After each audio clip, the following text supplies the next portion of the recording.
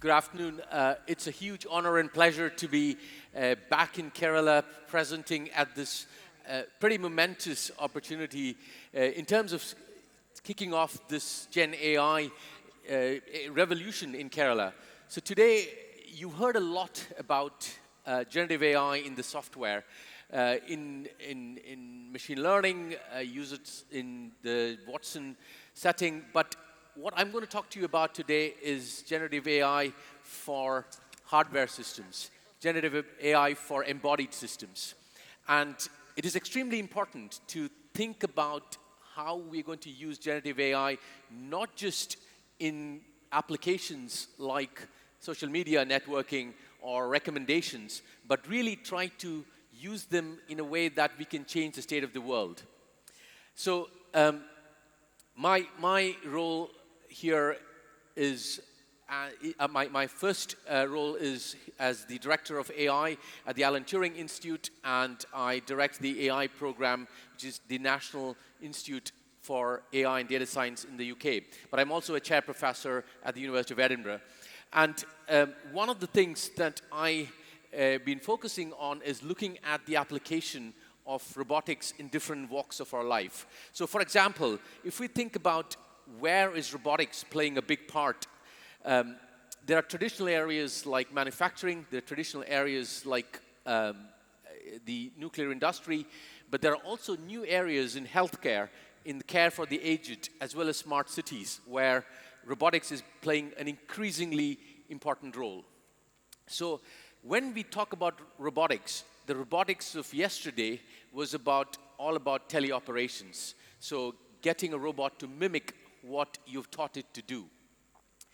The research is moving from that to increasing autonomy in systems. In other words, you're trying to get robots that can make decisions on its own, start making informed decisions that are potentially beyond the realms of human intelligence. But in the next 5 to 10 years, what we're going to see is not solutions that are fully autonomous. What we're going to see are solutions that are somewhere in between, where we have humans still in control of many of the high-level volition, the high-level goals, but the robots taking a lot of decisions on their own. And this is what we call shared autonomy.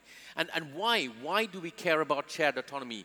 Why should we think about using robotics in this form in various challenges? So here I've listed a few challenges that our lab works on in Edinburgh. And across these different domains, we have used AI and data-driven machine learning to address some of the grand challenges. So grand challenges including things like dealing with the industrial demands of food security, healthcare, asset inspection. So when you have got aging infrastructure like buildings, bridges, how do we deal with that? Flexible redeployment in settings like the pandemic that we have seen. And in all of these settings, if we wait for AI systems or machine learning systems to give you a perfect solution, we've got to wait for a bit. So instead, this concept of working collaboratively between humans and AI systems, whether it's embodied or whether it is in the software, that is the right approach to take. So let me give you a few examples of where we have deployed such systems.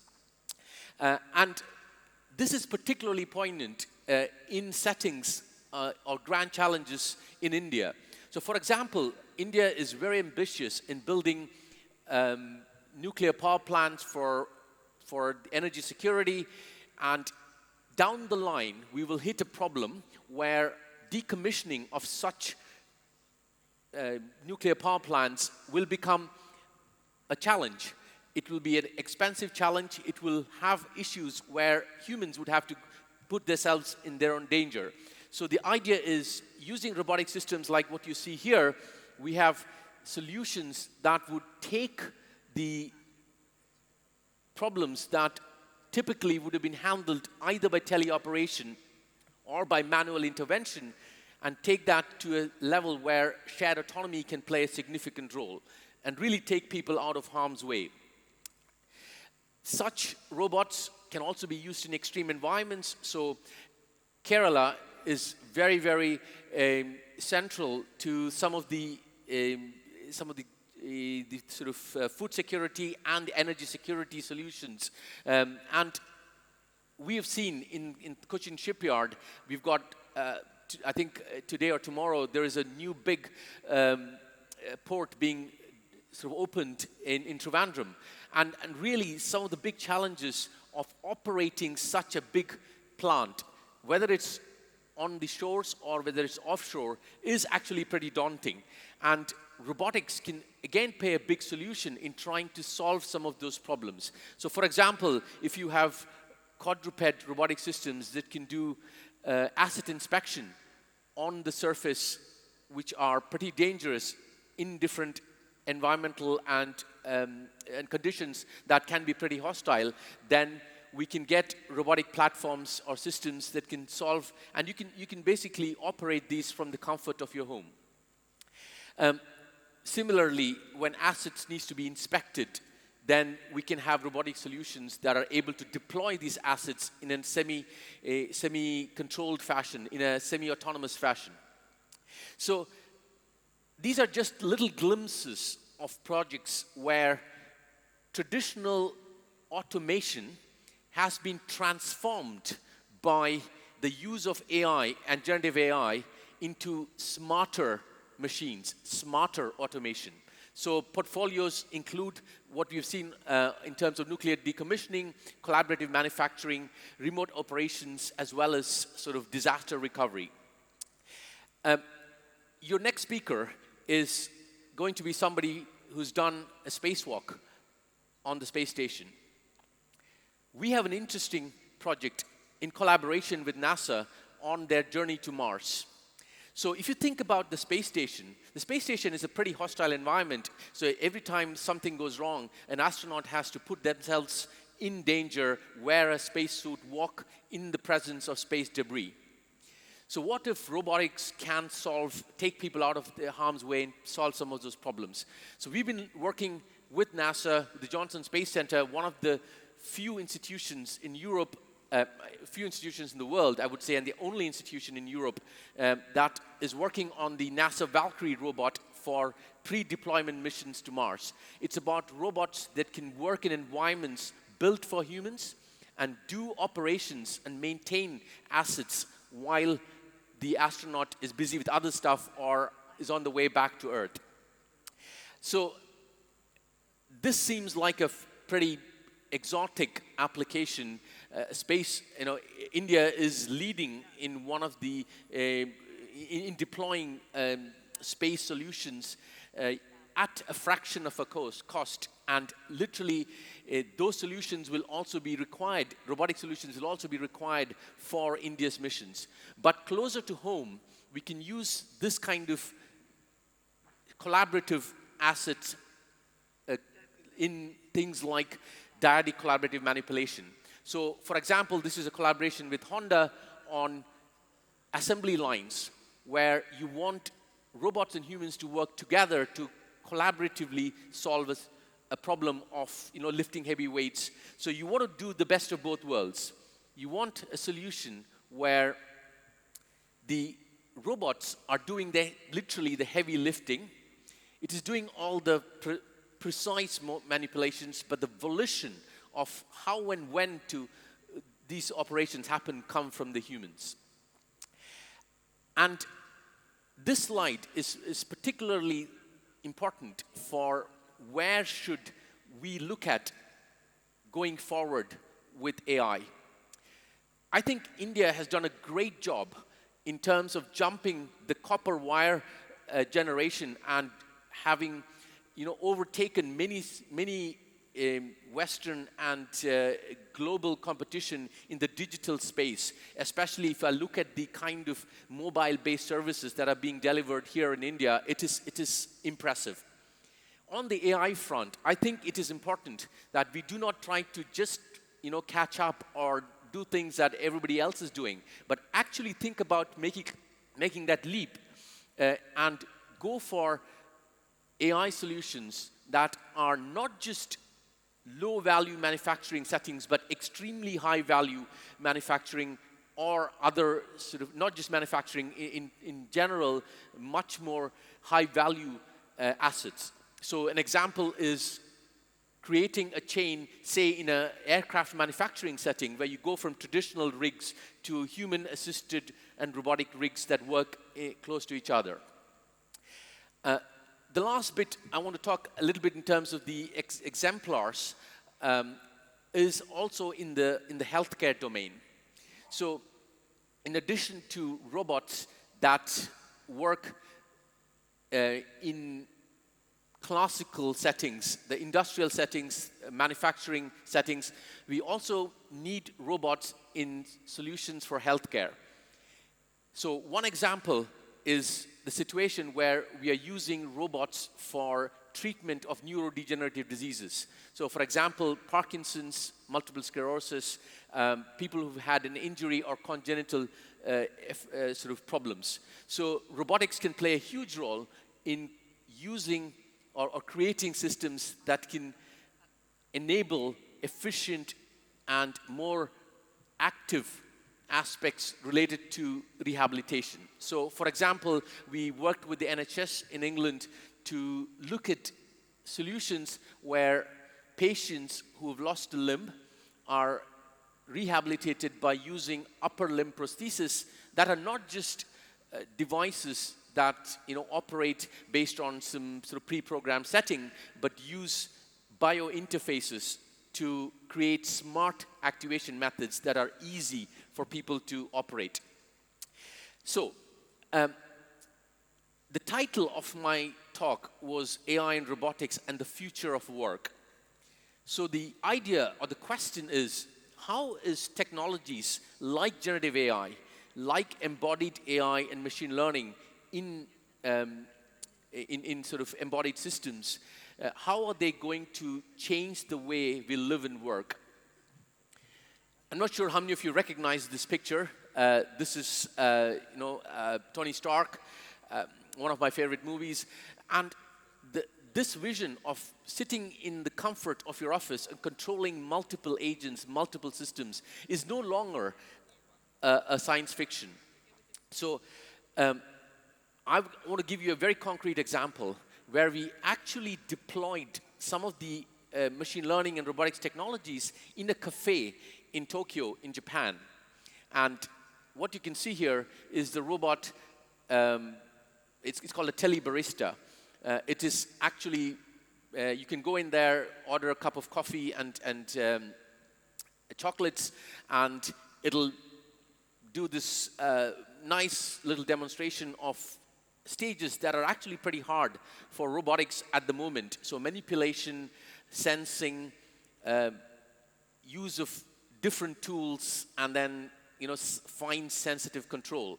So it's one of those things that humans take for granted. We walk, manipulate every day, but trying to get a robot to do these fine manipulation tasks are pretty hard. So this is pretty impressive in itself, but that is not the main message of this video. The main message of this video is that this is being operated in a shared autonomy mode. The robot is doing a lot of the operations on its own, but the intermediate stages and the interaction with the customer is being done by people who are sitting in different cities in Japan, in Osaka, in Tokyo, in Nara.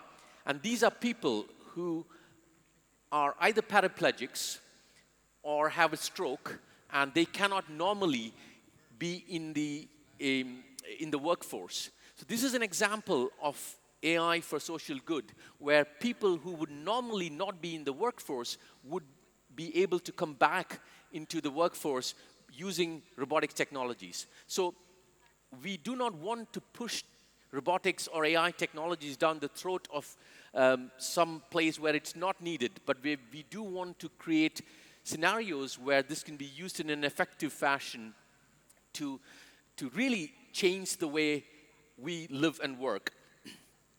So, just trying to sort of wrap this up, there are still lots of open underlying scientific challenges.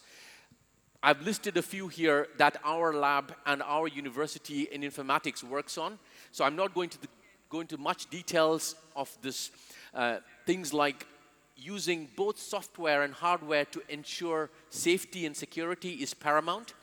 And this is true for hardware systems or software systems. Today morning you had the ministers emphasizing that there is two sides of the coin. We have to make sure that we use AI for social good. There is the challenge of reducing the sim to real gap. Robots are typically fragile, so how do we make sure that these things don't break? So the way to do that is by creating effective simulation environments where we can, it's a playground for testing this. And finally, verifiable and explainable methods, things that can be tested against safety and vulnerability. So as scientists, as people who develop this technology, our responsibility is not just to say, this is a wonderful piece of technology. It's trying to get the public to understand where it works and where it does not. What are the vulnerabilities, where it would fail, because that is equally important to finding solutions. Things that I haven't touched upon today are things like shared autonomy, in sort of key questions in shared autonomy like moral and ethical decisions. How do we make sure the security of our systems are solved? How do we make sure the transfer of control is safe? And how do we make sure the learning systems do not disrupt the things that we plan for? So at the Alan Turing Institute, we address some of those big challenges in shared autonomy. So I want to come to the conclusion of this talk by quoting one of my favorite authors, Arthur C. Clarke. And this little quote is actually quite poignant. We tend to overestimate technology in the short term. What it means is that people go with the hype and they think that generative AI or robotics or AI or machine learning in general is the next best thing to sliced bread and it can solve all your problems. And that can be damaging if you don't take it with a pinch of salt and understand both the benefits and the problems with the existing technology. On the other hand, the second part of the statement is we tend to underestimate the technology in the long term. In other words, if we are not doing what we are doing now, if Kerala and India is not preparing for the technologies that are going to come and affect the world in 5 years' time, 10 years' time, we will be left behind. So I think we have to find that right balance between not overestimating the technology now, understanding the limitations, but also preparing ourselves for the future. So what I'm going to do is to show you a quick video that summarizes the research that we do in our group at Edinburgh at Informatics, and then sort of come to another big part of this presentation, which is a collaboration that we are announcing today. So the video here next. Welcome to the Statistical Machine Learning and Motor Control group at the University of Edinburgh. Here we do exciting, world-leading research on robotics, machine learning, and data-driven techniques using artificial intelligence to make robots a lot more versatile and adaptive to the real-world situations. We do work across domains, so applying the core problems in robotics and machine learning to domains in oil and gas, transport, healthcare, as well as things like the challenges of exploration in outer space. My research is focused on designing exoskeleton controllers that can assist people completing tasks such as walking. And to achieve this, what we do is we build quite complex neuromuscular models of human subjects and combine this with a very detailed set of motion data that we can collect in our gate lab. We hope that with this setup and combining robotic assistance with electrical stimulation, physical therapists can have a tool to personalize the intervention and improve the outcomes of physical therapy. My research is about robot localization in changing environments. when the robot's view is nearly occluded by large moving objects. We want the robot to learn which objects are of interest without requiring a human to provide information about the shape or the visual appearance of these objects. In order to enable robots to move while in contact, for example, when wiping a table or pushing a heavy object, my research focuses on how to plan or how to learn those types of physical contact interactions. We are developing mathematical models to enable a robot to capture heavy and moving objects with 2 arms. At the same time, we are handling impact. My research involves both humans and robots, where first we enable robots to predict humans' intentions and actions, and we also generate safe robot actions in order to help the humans reach their goal. In construction, robots are often operated by humans in dangerous environments, needing expensive training. To reduce the operator burden, I'm working on shared autonomy, which combines human input and autonomous methods so the human can best utilize their expertise. I'm really interested in human-robot collaboration, so how we can enable robots to perform a common task effectively with humans, such as pouring a wine into a human's glass. But humans are really difficult to predict, and so I'm interested in how we can better make those predictions.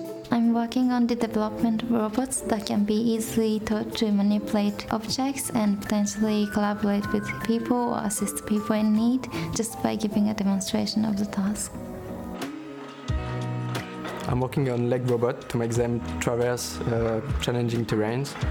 The idea we propose is to start with a capable controller that already works on the robot and try to extend and add capabilities to make the robot cross challenging terrains. I'm working as a software engineer in a field robotics lab, and also I'm doing some research about quadruped robots.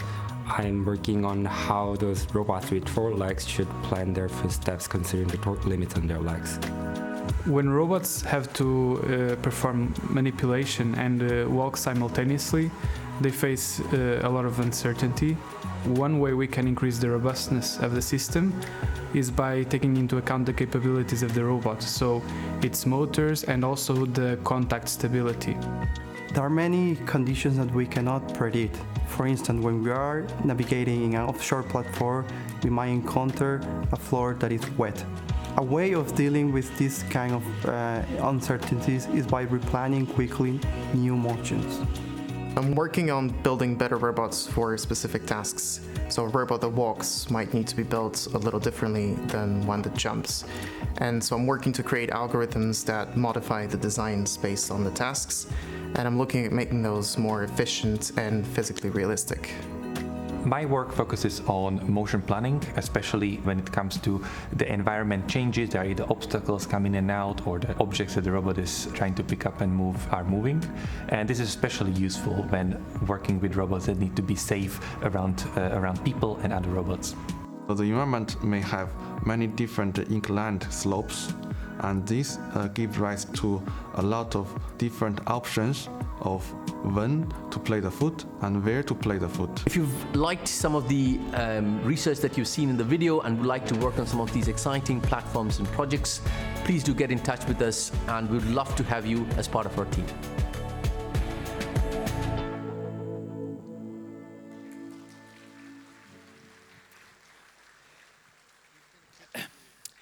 So the other big thing that we are here for today, and the connection to the Generative AI conference and the efforts that are being set up here, is this new partnership that we are announcing between the University of Edinburgh, the Digital University of Kerala, in the context of the new Digital Science Park that is being held in Trivandrum. So I'm going to hand over to the MC to get to the next part of this program. Thank you, Mr. Sethu Vijayakumar. Ladies and gentlemen, as we are gathered today for a significant event, the announcement of a collaborative research agreement between the Digital Science Park Centre for Excellence in AI at the University of Edinburgh in collaboration with the Alan Turing Institute. To begin this momentous occasion, I would like to invite some of our esteemed guests to join us on stage. Please join me in welcoming our Honorable Minister P. Rajiv Sir on stage. Along with him, could we have the presence of Professor Saji Gopinath, Vice Chancellor, DUK. Also, we would like to have the presence of Professor Alex James, Dean, DUK. We are also honored to have with us Professor Sethu Vijayakumar, Christian Novotny, and Atulya Arvind from the University of Edinburgh for this announcement.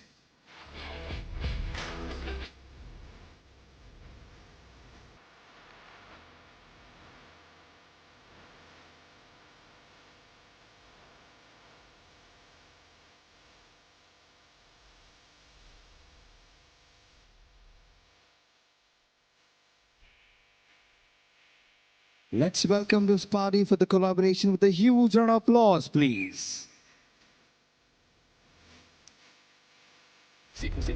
He's coming.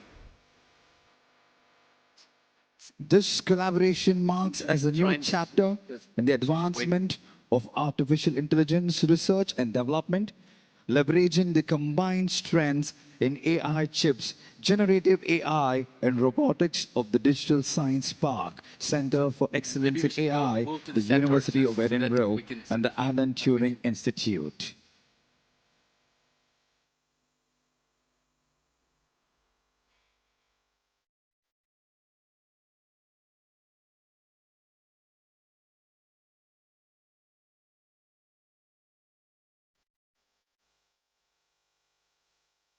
Once again, reiterating in benefit of everybody, this collaboration marks a new chapter in the advancement of artificial intelligence, research and development, leveraging the combined strengths in AI chips, generative AI, and robotics of the Digital Science Park, Center for Excellence in AI, the University of Edinburgh, and the Alan Turing Institute.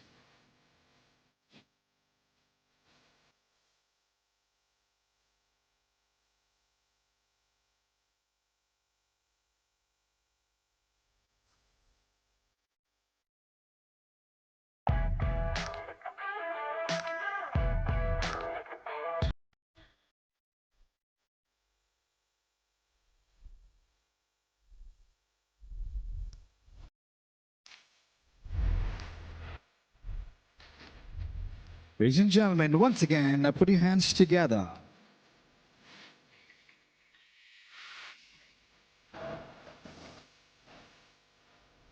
As we have all the stakeholders on stage, thank you all for being a part of this significant milestone. Let us now proceed with the exchange of the agreement. And ladies and gentlemen, join us as we have Professor Alex and Professor Sethu handing over the agreement to the Honorable Minister and the Vice Chancellor, marking the new collaboration.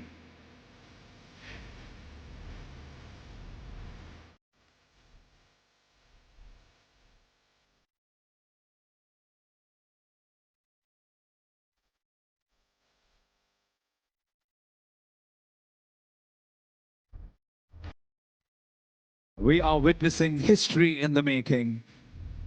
It all cheers the new collaboration and all the stakeholders involved.